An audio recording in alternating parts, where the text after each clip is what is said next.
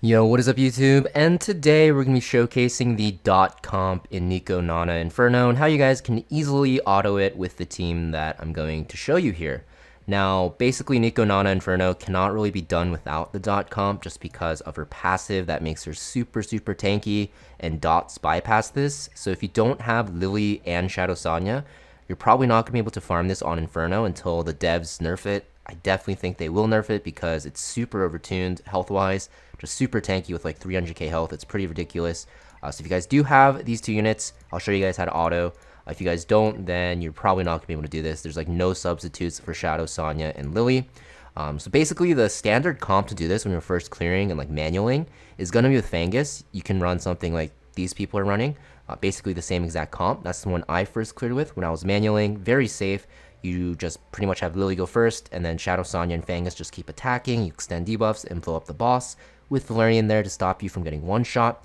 If you want to speed clear, you can even upgrade your team and replace Valerian for Freya, because Freya has the skill 1 passive where every time an ally gains a buff, they get turn meter pushed, and every time an enemy gets a debuff, they get pushed back. It's a super strong passive. That's what makes her super strong, just like everywhere in PvP and PvE.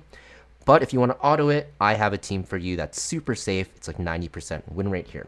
So this team comp is basically the same as the standard manual one. We're using Lily and Shadow, Sonya, and Valerian. But you're going to swap out your Fangus here for Ling Lo, because she has this AoE heal that gives you immunity, which is very good to stop the boss from stunning you. And also she has another AoE heal on her S2, which is great. And her passive on her S1 Rockstar, she has a chance to dispel you before you get healed, and also gives you Whale Prayer, which also heals you. So there's a ton of dispelling going on, which is going to be super nice to stop the stuns.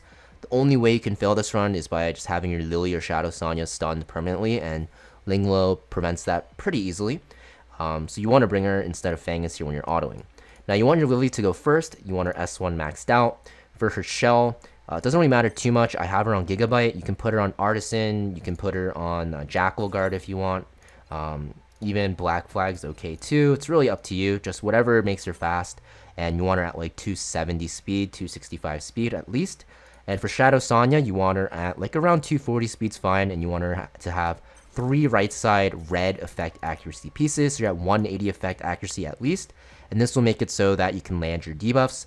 For Shell, I have her on Artisan. She's my second fastest character, so I want her on Artisan so that she's tankier, first off, so she doesn't die. And also because this way she can actually give a shield to everyone very quickly. Now for your Valerian, you also want her on Artisan. You can actually see that my Artisan on Valerian is super low level. Obviously I'm going to max it out, but I'm just showing you Artisan is just a broken shell in general because it keeps giving shields to people, and you want her to give shields on top of Ling Lo's healing so your team doesn't actually die while autoing. The only reason why I'm running 2 Artisans is because I'm autoing. It just makes the team super safe and undiable, unkillable, unkillable. And then you want her very slow, even though she has Artisan, because you want her S3 to stay up for a while, and you just want her super bulky. Now for your Ling Lo, you want her to be somewhat fast because you want her to apply her skills as much as she can. But honestly, anything above like 210 speed is fine. And for her shell, I have her on Jackal Guard. You can put her on Supernova for more healing. But more so than the healing, you just want her to dispel your team. So that's why I have her on very fast Jackal Guard shell. And this will help her a lot when she is actually trying to dispel my team off. So that is the team. You basically have Lily go first, Shadow Sonya next, Ling Lo, and then Valerian. There's not a lot of tuning you have to do. You just want the turn order to be like that. And you just want 2 Artisans at least. And you can kind of see that it is very easy to auto if you have this team comp. So I'll show you how it works. Of course, it's not 100% win rate because you're using a lot of debuffs. You're using dots and you're relying on it. So you have to make sure that you just auto it and just monitor the win rate. I think if it's above like 80%, it's fine to just keep autoing. You don't really lose out on too much energy. So what happens is, because we're autoing with Shadow Sonya, her AI is legit dog water, so she's just going to S2 and S3 pretty much randomly. So that's why we bring this specific team comp to actually have her basically have a lot of shields and healing. So even though the fight takes a while because she's not playing efficiently, you can still win just by bleeding the boss out. And you're going to see that there's going to be some stuns going out, which should be prevented by Ling Lo like half the time. And there's also going to be a lot of damage, which Artisan will prevent, and Ling Lo can heal up. And of course we have Shadow Sonya here just doing as much damage as possible.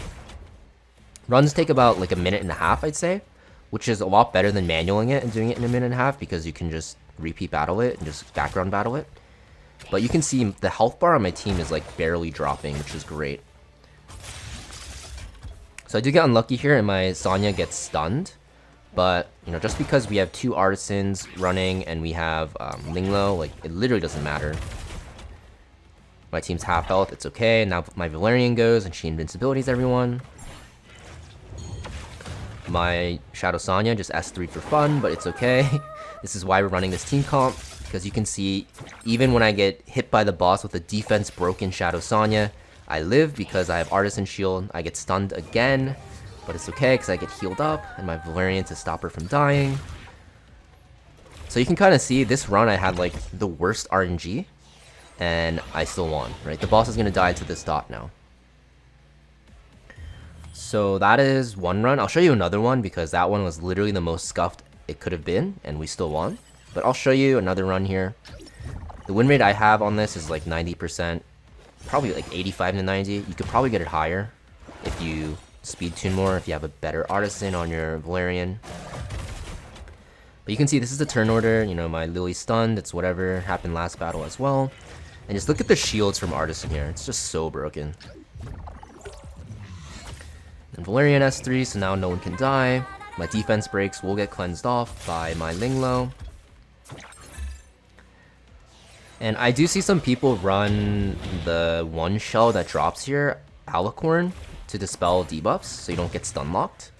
But I find that if you have Linglo like this, it doesn't really matter if you get stunned because you just keep healing. And this boss doesn't really have ramping damage. So like if it takes a while, it's okay. You just want to make sure you live, right? My Lily is literally getting abused again. Same with my Shadow Sonya. They're just ignoring everyone else. But we will still be okay. Finally, something hits my Valerian here. I still have the cheat death for my Valerian, so no need to worry about dying. Artisan Fat Shield comes out. Now we have the invincibility. Then we have Linglo S2, and then our S3 will be up on the next turn, so you can see super safe.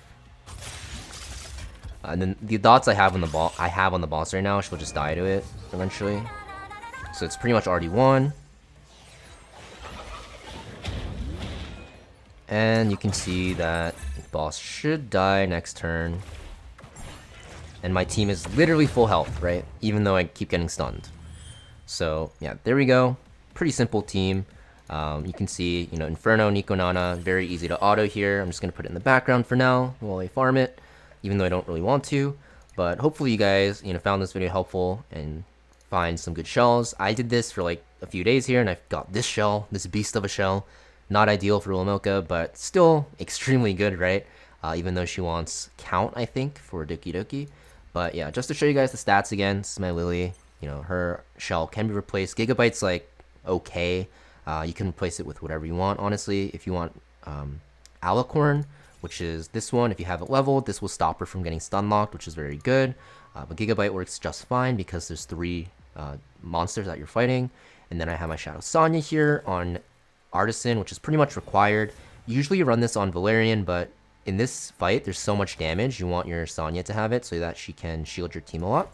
And then I have a very slow Valerian on another Artisan that I have to upgrade, which will make it even better. Actually, it probably won't even change anything because I'm already winning a lot.